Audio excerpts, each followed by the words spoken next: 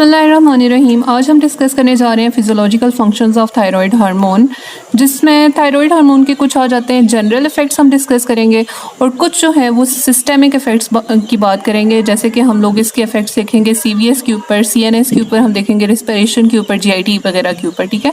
लेकिन इन इफ़ेक्ट्स को डिस्कस करने से पहले हम लोग इसका मैकेनिज़्म ऑफ एक्शन की बात कर लेते हैं, थोड़ी सी डायग्राम के थ्रू समझते हैं। अब चूंकि जो थायराइड हार्मोन है वो हमें पता है कि वो फेट सोलेबल है, ठीक है। तो उसका जो रिसेप्टर आ जाता है वो इंट्रा सेलुलरली आ जाता है, सेल के अंदर आ जाता है। अब हमें पता है कि थायराइड ग्लैंड जो है वो बेसिकली ज़्यादातर जो है वो थायरोक्सिन रिलीज़ करवाता है, 93% थायरोक्सिन रिलीज़ करवाता है। लेकिन जब ये थायरोक्सिन अपने टारगेट टिश्यू के ऊपर पहुंचता है तो ये most of the thyroxine convert हो जाता है T3 के अंदर। वो इस वजह से क्योंकि जो इसका रिसेप्टर आ जाता है उसकी एफिनिटी T3 के लिए ज़्यादा है एज़ कम्पेयर टू T4, ठीक है।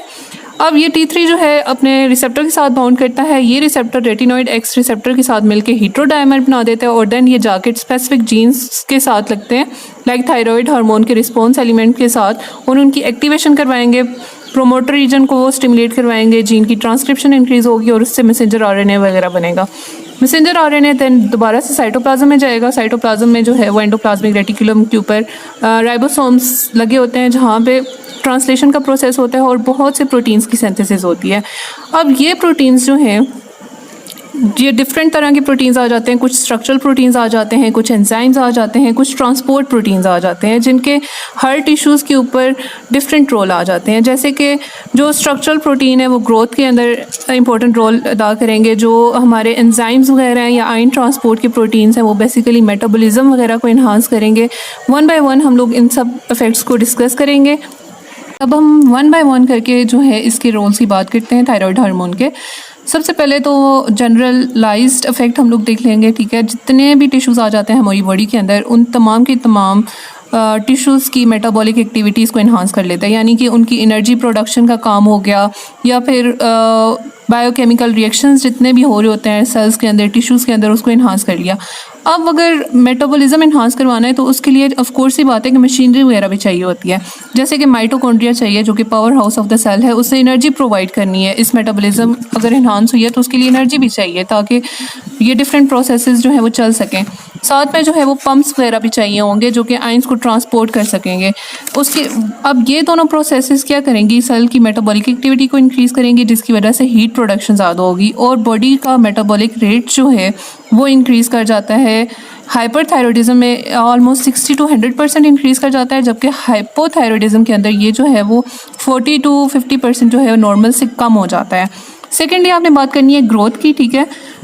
अब ग्रोथ के ऊपर भी इसका दोनों तरह की ग्रोथ को ये स्टिमुलेट करता है। एक स्पेसिफिक ग्रोथ के ऊपर एक रोल आ जाता है इसका जो कि मेटामॉर्फिक चेंज आ जाता है टेडपोल का फ्रॉग के अंदर, जबकि जनरलाइज जो इफेक्ट है चिल्ड्रन की ग्रोथ में ये हेल्प आउट कर रहा होता है और मोस्ट इंपॉर्टेंटली जो है वो ब्रेन की डेवलपमेंट में इसका बहुत इंपॉर्टेंट रोल है। इसी वजह से हम लोग डिस्कस करते हैं कि हाइपोथायरॉयडिज्म की जब कंडीशन आती है तो मेंटल डेवलपमेंट जो होती है वो मेंटली भी बच्चे क्या होते हैं, रिटार्ड होते हैं, उनकी मेंटल डेवलपमेंट ऐसा नहीं हो सकती, ठीक है। देन हम लोग देख लेते हैं बायोमॉलिक्यूल्स की मेटाबॉलिज्म के ऊपर इसका रोल, ठीक है।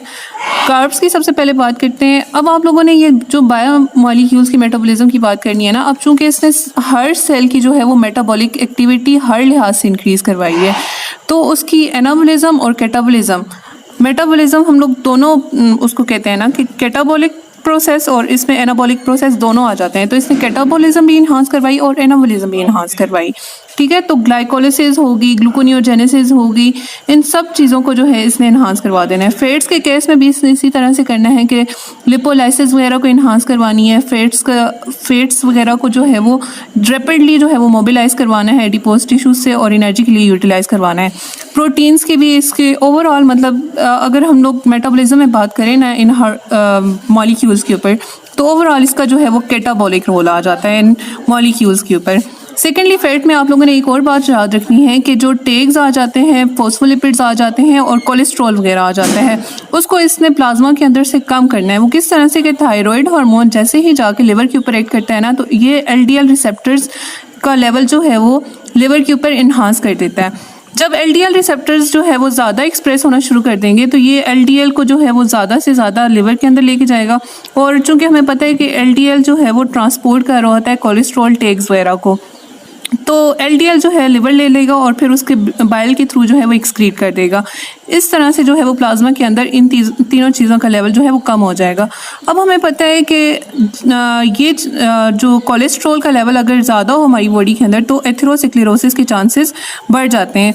अब जब एक्सेसिवली अगर थायराइड हार्मोन की सिक्रीशन होगी तो LDL रिसेप्टर ज़्यादा बनेंगे, ज़्यादा LDL जो है वो लेने होगा, ज़्यादा से ज़्यादा कोलेस्ट्रॉल सिक्रीट हो जाएगा बॉडी के अंदर से, तो एथेरोस्क्लेरोसिस के चांसेस भी क्या हो जाएंगे, कम हो जाएंगे। सो हाइपरथायरॉयडिज्म के अंदर एथेरोस्क्लेरोसिस के चांसेस कम होंगे, जबकि अगर हाइपोथायरॉयडिज्म की कंडीशन है तो उसमें एथेरोस्क्लेरोसिस के चांसेस ज़्यादा हो जाएंगे। आगे आप लोगों ने बात करनी है जो वाइटामिन्स हैं उनकी रिक्वायरमेंट वगैरह को इन्हांस कर देता है, क्योंकि इसने एंजाइम्स वगैरह बनाए हैं और वाइटामिन्स जो हैं वो एज अ को फैक्टर का काम कर रहे होते हैं एंजाइम्स के साथ, तो वाइटामिन्स की रिक्वायरमेंट भी बढ़ा देता है। BMR ऑफ कोर्स इंक्रीज़ कर देता है जो हमने पहले बात की, और ओवरऑल जो है इसका कैटाबॉलिक इफेक्ट है, तो बॉडी वेट को इसने क्या कर देना है, कम कर देना है। आगे हम बात करते हैं सिस्टमिक इफ़ेक्ट्स की, ठीक है। सबसे पहले हम CVS के ऊपर इसका इफेक्ट देख लेते हैं। हार्ट की बात करते हैं और ब्लड वेजल्स की। हार्ट के ऊपर जो है इससे कार्डियक आउटपुट को जो है ओवरऑल इंक्रीज़ करवाना है। दो तरह से इसका इफेक्ट आ जाता है, चूँकि हमने पहले पढ़ा कि थायराइड हार्मोन जो है वो टिश्यूज़ के अंदर मेटाबॉलिज्म वगैरह को ज़्यादा करवा रहा है, ठीक है। तो वहाँ पे ऑफ कोर्स ये बात है कि ऑक्सीजन ज़्यादा से ज़्यादा यूटिलाइज हो रही है for the energy production purposes और बाकी जितने भी बायोकेमिकल रिएक्शंस हैं उनके अंदर, तो कार्बन डाइऑक्साइड ज़्यादा रिलीज़ होगी, जिसकी वजह से लोकली जो है वो ब्लड वेजल्स डायलेट करेंगी और वहाँ पे ब्लड फ्लो इन्हांस हो जाएगा। उस ब्लड फ्लो को फुल करने के लिए, उन टिश्यूज़ की रिक्वायरमेंट को पूरा करने के लिए जो है वो इन टर्न जो हार्ट है वो कंपनसेट करेगा by increasing its cardiac output.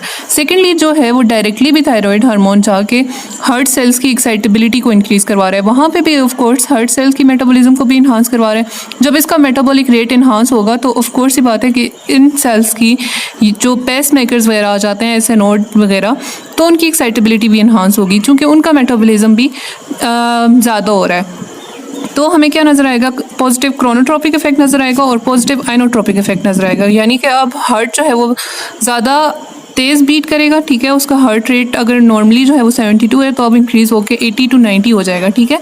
क्रोनोट्रोपी और आइनोट्रोपी, ठीक है, वो ज़्यादा फोर्स के साथ जो है वो कॉन्ट्रैक्ट करेगा।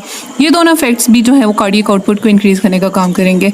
अब ये जो पॉजिटिव क्रोनोट्रोपिक इफेक्ट है ना, ये जब हाइपरथायरॉयडिज्म की कंडीशन आ जाती है, जब एक्सेसिवली बहुत ज़्यादा थायराइड हार्मोन रिलीज़ हो रहा होता है, तो क्या होता है कि पल्पिटेशन का साइन जो है वो हमें मिलता है, पेशेंट इटसेल्फ उसको हार्ट बीट अपनी फील हो रही होती है।